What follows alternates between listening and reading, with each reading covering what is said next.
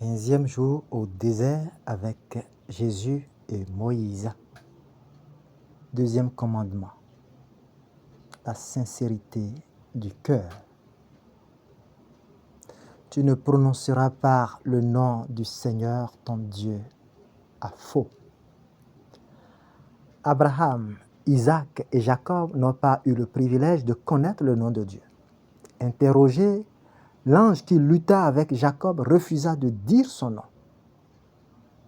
Au temps des patriarches, on désigna Dieu comme terreur d'Isaac ou fort de Jacob.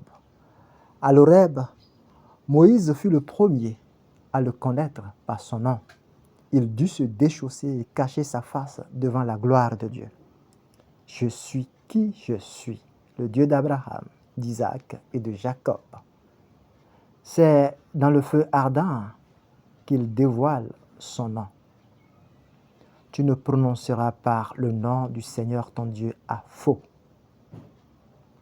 La première dénomination du peuple à Dieu découle de son expérience de libération d'Égypte. Il est son libérateur. En combat contre Goliath, le géant philistin, David, le jeune homme, qui ne fait pas le poids dans sa propre maison devant ses frères, avance ses propos. Tu viens contre moi avec une épée, lance et javelot. Mais moi, je viens contre toi avec le nom du Seigneur des armées, le Dieu des troupes d'Israël que tu as défié. Ce nom de Dieu, c'est lui qui fait Israël, qui appelle à l'existence ce qui n'est pas. Tu ne prononceras pas le nom de Dieu en vain. Ce nom qui renverse les puissants de leur trône est puissance de sainteté. Cette puissance divine manifeste sa grandeur dans un cœur transparent, ami de la vérité. C'est des lèvres qu'on invoque Dieu, mais c'est avec le cœur qu'on l'adore. Ce commandement prescrit de respecter le nom de Dieu dans notre usage de la parole dans les choses saintes.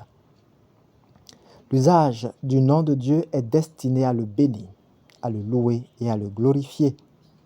L'abus du nom de Dieu est défendu dans ce commandement.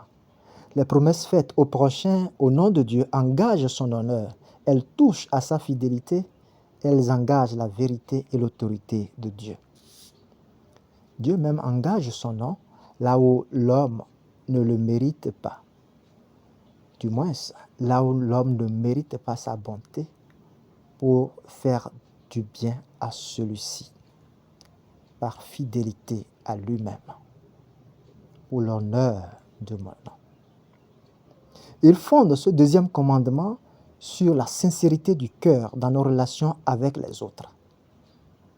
Dieu rejette toute conduite à faire appel à son nom par serment dans un mensonge ou dans un engagement qu'on n'a pas l'intention d'honorer. Que votre langage soit oui, oui, non, non. Ce qu'on dit de plus vient du malin, nous dit le Christ. Le blasphème consistant à dire du mal de Dieu ou à manquer de respect à son nom est ici interdit. Saint Augustin nous enseigne que le nom de Dieu est grand là où on le prononce avec respect, dû à sa grandeur et à sa majesté.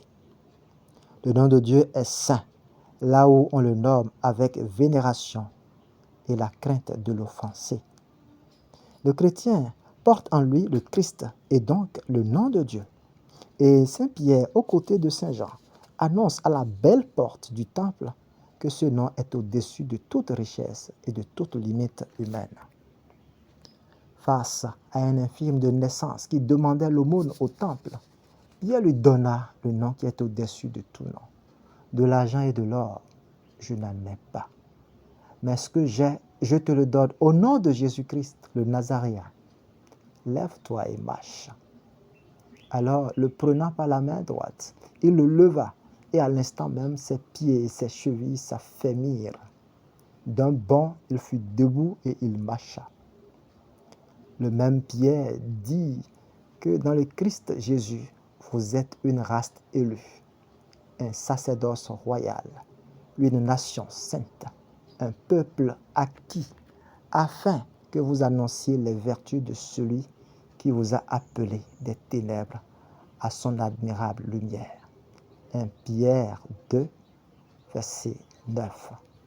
Sanctifiez-vous dans le saint nom de Jésus.